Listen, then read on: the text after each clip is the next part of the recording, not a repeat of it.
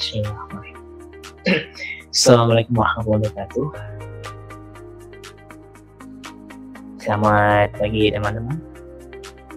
Semoga kalian semua dalam keadaan sehat walafiat.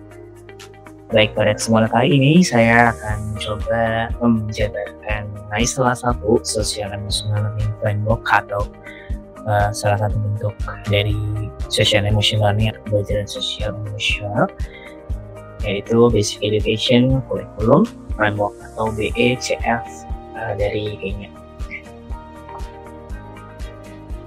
Dari latar belakangnya dulu, yang pertama adalah memang di tahun 1985 ternyata Kenya itu menganut sistem pendidikan 743, di mana di SD mereka 7 tahun, SMP kalau di Indonesia 4 tahun, 2 tahun di SMA, kemudian 3 tahun di perkuliahan. Dan pada tahun 1985 sistem pendidikan itu diganti menjadi 844 atau 8 tahun sekolah dasar, 4 tahun di sekolah menengah, dan 4 tahun di sekolah menengah. 4 tahun di sekolah pertama dan 4 tahun di sekolah menengah atas. Kemudian pada tahun 1992, 1995 dan tahun 2002 ternyata ada revisi kurikulum karena dirasa kurang fleksibel dan beban belajar pada masa sebelum direvisi itu sangat berat. Kemudian ada evaluasi lagi pada sistem pembelajaran pada kurikulum di Kenya di tahun 2009. Ternyata sistemnya itu terlalu akademik, kemudian fasilitas yang diperlukan ternyata masih minim, khususnya pada praktek. Kemudian ada beberapa masalah lain seperti kurang pelatihan guru serta lemahnya keterampilan kewirausahaan. Kan jadi tinggi angka pengangguran dan angka putus sekolah yang ada di Kenya. Kemudian pada tahun 2015 ada lagi evaluasi pendidikan di Kenya yang bertujuan untuk memperbaiki sistem pendidikan, mulai dari kurikulum yang berbasis kompetensi, kemudian sistem penilaian yang berstandar nasional, kemudian ada lagi proses integrasi bakat seperti ini, serta integrasi nilai nasional. Pada tahun 2017, BECF ini dirancang oleh salah satu institusi yang ada di Kenya, yaitu di Kenya Institute of Curriculum Development atau KICD. Jadi yang merancang framework, salah satu framework social emotional learning ini adalah Kenya Institute of Curriculum Development. Nah, tujuannya apa? Tujuan dari pembuatan atau perancangan dari BECF Kenya ini adalah yang pertama menggantikan sistem pendidikan yang lama, karena memang dia terlalu berbasis akademik, jadi tidak menekankan keterampilan yang dibutuhkan di abad ke-21. Kemudian yang kedua yaitu meningkatkan kompetensi peserta didik dengan pendekatan kurikulum berbasis kompetensi yang lebih berfokus kepada pengembangan keterampilan, kemudian pengembangan nilai-nilai sosial dan moral, etika, kemudian mengembangkan pengetahuan yang nantinya akan dapat diterapkan dalam kehidupan. Kemudian yang selanjutnya yang ketiga yaitu menyelesaikan sistem pendidikan dengan visi Kenya tahun 2030. Nah, tujuannya adalah untuk menciptakan tenaga kerja yang lebih inovatif, lebih budaya saing, dan sesuai dengan kebutuhan industri-industri baik yang ada di Kenya sendiri maupun yang ada di luar negeri atau di luar negara Kenya. Kemudian yang terakhir adalah memastikan inklusivitas atau kesetaraan pendidikan bagi semua peserta. Karena pada saat ini memang kita harus atau lebih sistem pendidikan yang ada itu harus bersifat inklusif, artinya semua mendapatkan pendidikan yang sama yang setara, meskipun mungkin ada beberapa kelemahan mungkin yang antara disabilitas dan non-disabilitas, seperti harus mendapatkan kesetaraan dalam hal atau dalam hak mengenai mendapatkan pendidikan yang maksimal. Nah, sebelum setelah kita lanjut dari latar belakang, kita lanjut ke konsep atau konsep dari BECF ini sendiri. Jadi kita perlu tahu nih kira-kira dasar atau konsepnya itu seperti apa dari Framework Basic Education, pendidikan dasar untuk kurikulum untuk pendidikan dasar di Kenya. Jadi ada 3 poin penting atau 3 kerangka konsep, yaitu ada atap, ada pilar, sama ada dimana atap itu kita mengenai tujuan utama dari pendidikan di Kenya itu sendiri. 4 pilarnya itu mulai 4 pilar pendukungnya itu yang mendukung bagaimana tujuan itu bisa tercapai, dan 7 kompetensi inti. Karena diharapkan 7 kompetensi ini dikuasai secara maksimal oleh siswa-siswa yang memilikinya untuk mencapai dari tujuan utama dari pendidikan yang ada di kampus. Kita akan bahas satu persatu mengenai atap, pilar, dan kemudian kompetensi. Nah, tujuan utama pendidikan di Kenya itu ada 2. Yang pertama adalah nurturing learner potential, yaitu pengembangan potensi pada setiap siswa, di mana memang di zaman sekarang memang kita sebagai salah satu manusia, mungkin siswa juga, mungkin kita juga butuh memiliki potensi-potensi yang bisa kita maksimalkan sehingga nantinya di masa depan potensi-potensi atau keunikan atau skill atau kemampuan yang kita miliki itu nanti bisa kita gunakan sebagai sarana untuk memberikan kontribusi terhadap bangsa kita atau bangsa yang ada di Kenya. Kemudian yang kedua adalah engage, empower, and technical citizens, di mana tujuan utama dari pendidikan di Kenya itu salah satunya selain dari yang sebelumnya yaitu menghasilkan warga negaranya aktif berdaya dan pendidikan. Jadi selain berdaya, mereka juga harus berekspresi dengan baik. Karena salah satu aspek berkembangnya atau majunya suatu negara itu juga tergantung dari etika-etika yang dimiliki oleh masing-masing setiap individu yang ada di negara tersebut. Kemudian untuk pilar pendukungnya ada 4 untuk mendukung pendidikan dasarnya. Pertama ada values atau nilai-nilai, karena tujuan dari ini adalah untuk membentuk karakter siswa agar menjadi individu yang lebih bertanggung jawab dari kesadaran sosial. Jadi nilai-nilai ini yang akan jadi salah satu pilar yang akan mendukung tercapainya tujuan dari pendidikan yang ada di Kenya. Jadi nilai-nilai ini juga nantinya akan diterapkan. Jadi selain pembelajaran secara kognitif, pembelajaran yang ada di Kenya pun juga ternyata masukkan nilai-nilai yang itu juga akan berpengaruh terhadap bagaimana mereka berperilaku, bagaimana mereka memiliki tindakan yang tidak menyimpang dan berintegritas terhadap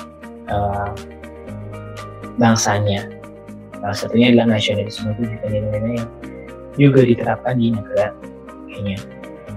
Kemudian theoretical approach atau pendekatan teoritis juga sama, tujuannya untuk mendukung pendidikan dasar, di mana pendekatan secara teoritis ini memastikan bahwa pembelajaran itu tidak hanya efektif tetapi juga harus relevan dengan yang harus dicapai siswa atau yang dibutuhkan siswa dalam menghadapi tantangan yang ada di dunia atau di zaman yang ada kita sekarang atau di abad 21. Teori ini dengan adanya teori-teori pendekatan teoris yang sudah mantap, ya, yang sudah mapan, sudah baik dengan basic teoritis yang bagus, maka juga itu akan mendukung pendidikan dasar tercapainya bagaimana tercapainya pendidikan yang diharapkan di negara ini.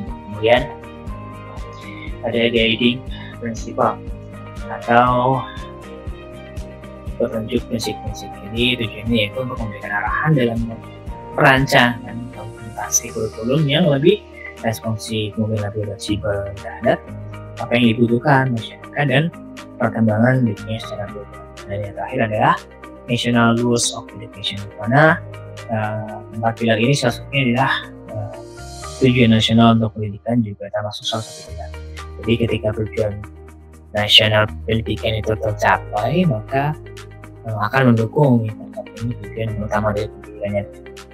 Jadi yang tadi, 2 itu tadi mengembangkan potensi lebih masing-masing atas setiap siswa dan seorang warga negara yang budaya dan kontribusi terhadap pembangunan nasional. Kemudian, yang terakhir adalah 7 kompetensi intinya. Jadi apa-apa saja yang harus dikuasai siswa yang ada di sana, dikenya bagaimana siswa itu nanti ketika ingin mencapai atau pemerintah atau pendidikan itu tujuan pendidikan yang tercapai, maka di Kenya itu sendiri harus mencapai 7 kompetensi inti yang diperlukan. Itu antara communication, collaboration, self-efficacy, citizenship, critical thinking and problem solving, creativity and imagination, learning to learn, sebagai kita bahas. Jadi 7 kompetensi ini salah satunya adalah komunikasi dan kolaborasi, di mana di zaman sekarang tidak mungkin kita sebagai salah satu individu, salah satu makhluk suatu negara itu harus bisa berkembang secara mandiri, secara pribadi tanpa bantu siapapun itu.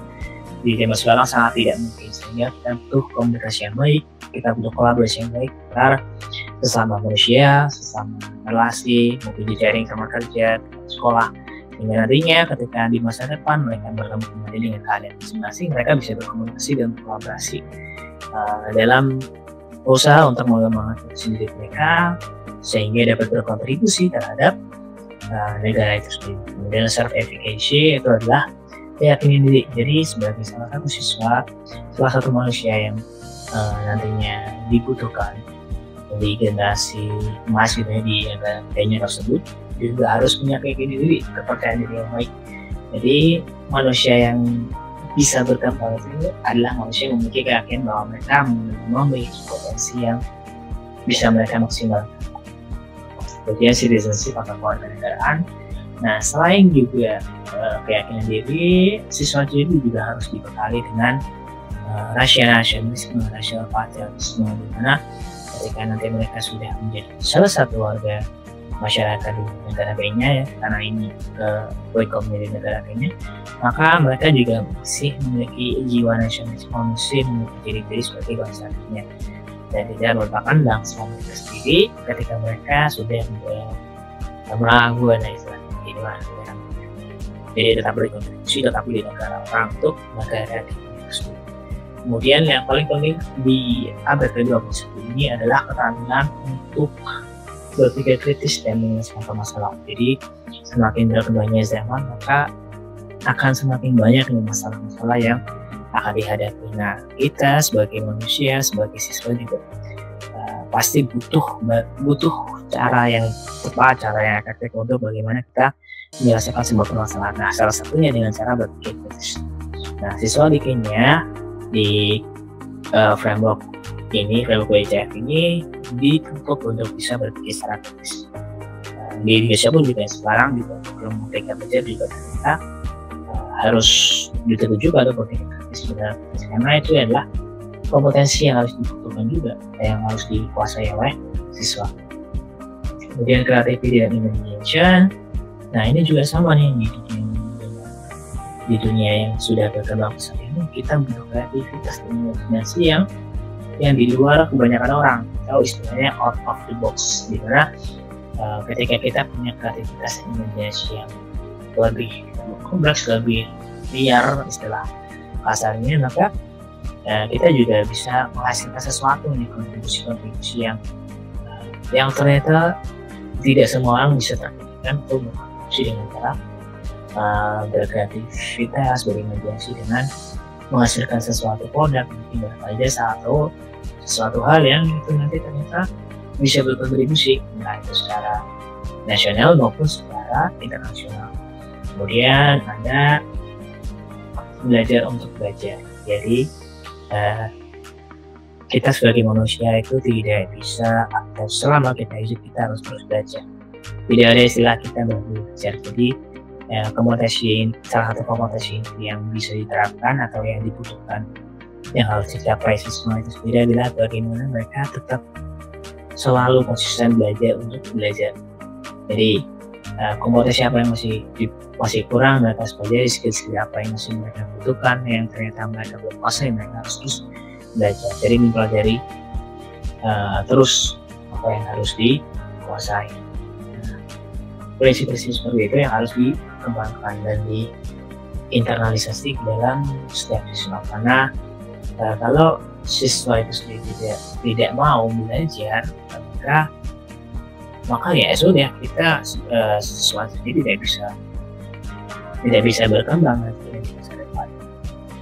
Karena bagaimana mau berkembang kalau untuk belajar aja mereka tidak ada keinginan atau tidak ada motivasi.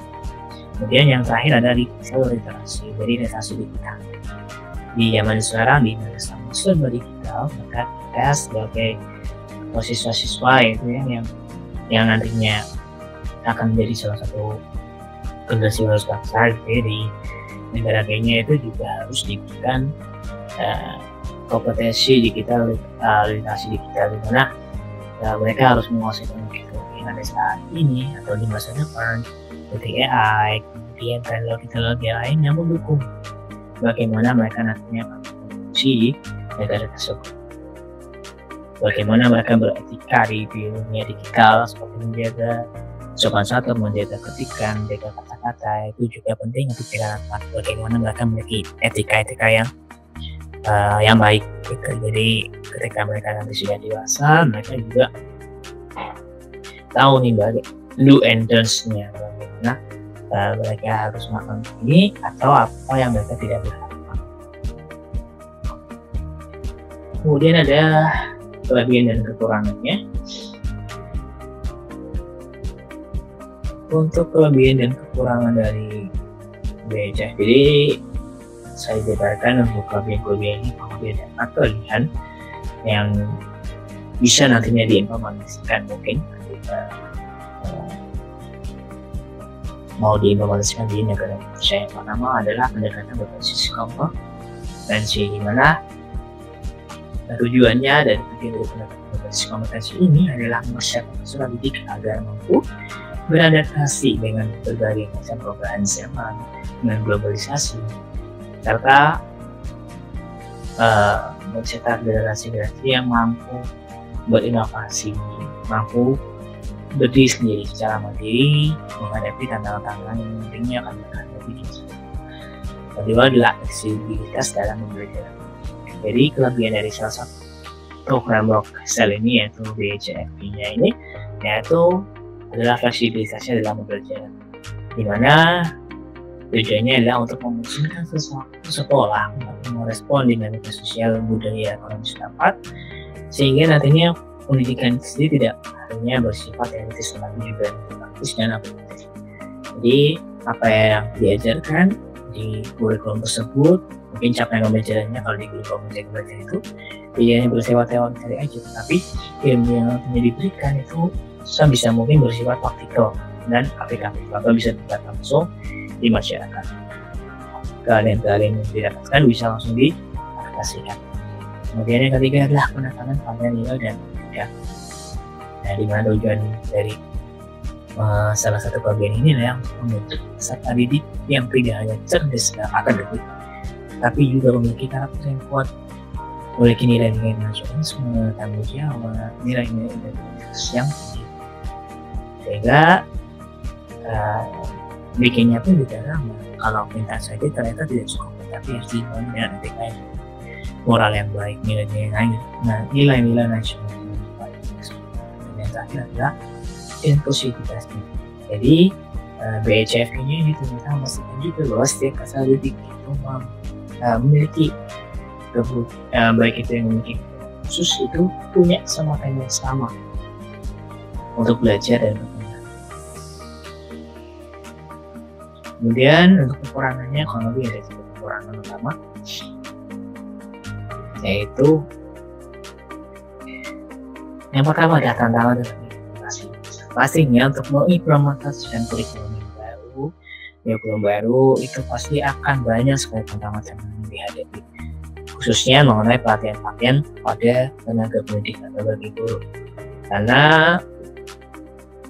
implementasi kurikulum yang baru ini ternyata mungkin akan beda metode pengajaran seperti apa, cara integrasinya seperti apa, dan apa saja yang diberikan atau diinternalisasikan kepada siswa itu seperti apa. Itu butuh pelatihan-pelatihan yang Itu juga memerlukan waktu dan biaya yang cukup banyak ya gitu ya. Jadi waktu dan biaya dan sumber daya pun juga butuh sangat banyak sekali ya, terutama untuk daerah-daerah yang terpencil atau kurang berkembang.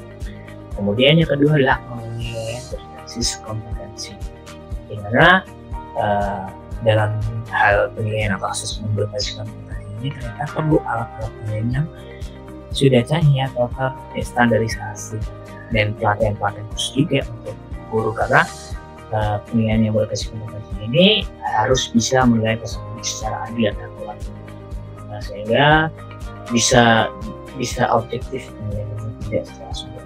Dan yang ketiga dan yang terakhir yaitu adalah kapasitas indikator, di mana pastinya pembelajaran di abad ke-21 ini pasti memerlukan berbagai macam penggunaan teknologi fasilitas yang harus bisa disediakan oleh pemerintah, khususnya juga ada Kementerian Pendidikan dan Kebudayaan.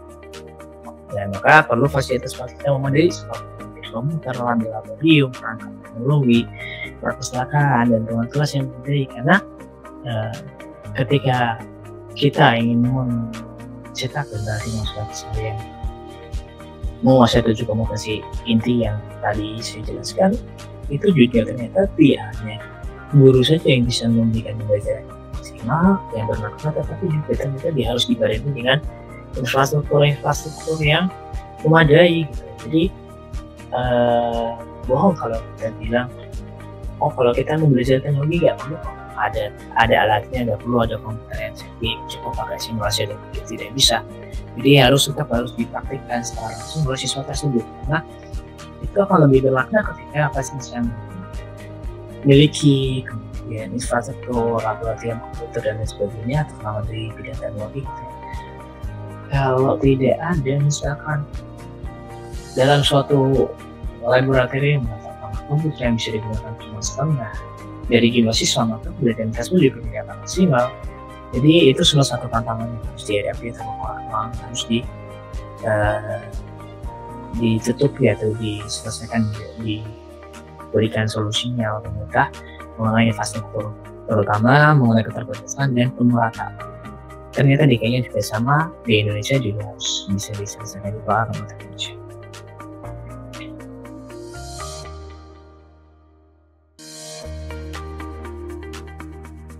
Nah, setelah kita tahu nih kelebihan dan kekurangannya, kita juga mungkin bisa mengimplementasikan bagaimana nantinya mungkin ketika mau diimplementasikan di Indonesia.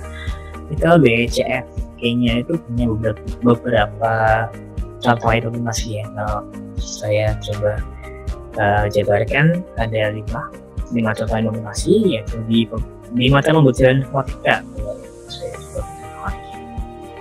Yang pertama adalah proyek kolaboratif, di mana di proyek kolaboratif ini bisa dimasukkan dan diterapkan BSF-nya tentang bagaimana siswa mengembangkan keterampilan komunikasi, kolaborasi lewat pembelajaran yang bersifat kolaboratif. Contohnya adalah pembelajaran dual assisting, di mana kalau di informatika dalam suatu kelompok mereka membuat suatu prototipe, kemudian bagaimana mereka merancang berkolaborasi masing-masing siswa itu sendiri. Ketika dalam kelompok mereka bekerja secara berbarengan, berkolaborasi, sehingga nanti hasilnya bisa dipresentasikan dan itu juga termasuk bagaimana nilai-nilai atau communication and collaboration tadi yang 7 kompetensi tadi bisa dimaksimalkan hasilnya di pembelajaran. Yang kedua, pembelajaran masalah aktif itu tujuannya adalah untuk meningkatkan kesadaran diri siswa dan meningkatkan kemampuan mengenai secara aktif, bijak dan bertanggung jawab. Nah, caranya bagaimana meningkatkan kesadaran diri, ya itu berarti maksudnya ke nilai-nilai akhir, ke values. Itu bisa terdapat dengan cara melakukan diskusi kasus nyata di pembelajaran, debat secara terstruktur, dan melakukan kebuatan jurnal reflektif masing-masing untuk setiap siswa. Yang ketiga adalah pembelajaran berbasis proyek, di mana di Indonesia juga sama sudah diterapkan pembelajaran berbasis proyek. Jadi pembelajaran berbasis proyek ini tujuannya adalah untuk mengembangkan kreativitas, mengembangkan kemampuan berkritis, kemudian mengembangkan keyakinan diri pada siswa bahwa mereka memiliki kemampuan yang mereka bisa maksimalkan. Dan cara sama untuk caranya yaitu menggunakan masa di nyata. Sehingga nanti pembelajaran itu sendiri juga hasil yang bisa didapatkan bisa langsung diaplikasikan atau diterapkan di masyarakat dengan cara mengikuti ketika pembelajaran prosesnya yaitu pakai KJPL kita mengidentifikasi masalah di dunia nyata, kemudian kita rancang, kita bikin perencanaan tentang itu program belajar dan sebagainya untuk bagaimana menyelesaikan solusi atau memberikan solusi dari masalah-masalah tersebut, dan kemudian dibuatlah prototyping, lalu kita atau murid-murid atau siswa-siswa tersebut bisa langsung diuji cobakan di masyarakat. Dan yang keempat adalah penggunaan teknologi secara bertanggung jawab ini nanti kaitannya dengan digital literasi, dimana tujuannya ya yaitu untuk mengembangkan literasi digital dan kesadaran akan kewarganegaraan digital, bagaimana mereka beretika di dunia digital, bukan hanya di dunia digital. Ya, salah satu contoh programnya yaitu workshop atau seminar mengenai digital, etika digital, kemudian simulasi siswa digital, di mana siswa itu sebagai contoh disuruh untuk menulis rekam jejak digital mereka di dunia maya di internet, gitu ya. Simak tanggal ke belakang yang mereka lakukan, kemudian mereka tulis. Nah itu akan mendekat dengan dan etika digital, dan kemudian yang ketiga ini pembuatan kode digital. Itu mungkin bisa dilakukan oleh guru dan siswa, di mana mereka yang buat aturan-aturan yang harus mereka sepakati dari kode digital, mungkin bagaimana mereka bersosialisasi. Misalkan ketika mereka bersekolah di sekolah A, mereka tidak boleh dokumen tidak dibuatkan karena itu cuma dan lain sebagainya. Dan yang kelima adalah melakukan contohnya melakukan kegiatan evaluasi dan refleksi, di mana kegiatan evaluasi dan refleksi ini tujuan untuk menilai kemampuan siswa.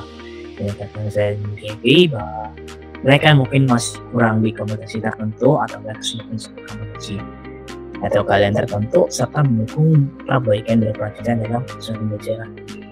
Jadi pembelajaran itu pun juga perlu perbaikan tertentu yang nantinya akan bisa membuat pembelajaran ke depannya lebih efektif dan lebih bermanfaat.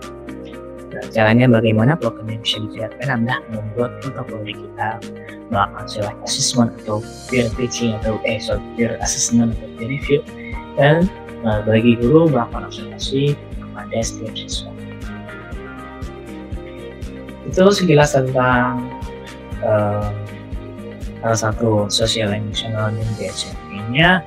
Untuk kesimpulannya yang pertama adalah menurut saya pribadi implementasi BSF kayaknya pada pendidikan dasar itu dapat meningkatkan kualitas pendidikan juga. Nah, tujuannya mungkin ketika tidak Indonesia pun juga itu akan mampu meningkatkan kualitas pendidikan di Indonesia ketika nantinya mungkin mau diterapkan di negara kita. Kemudian BSF juga menegaskan pentingnya pendidikan yang holistik secara menyeluruh.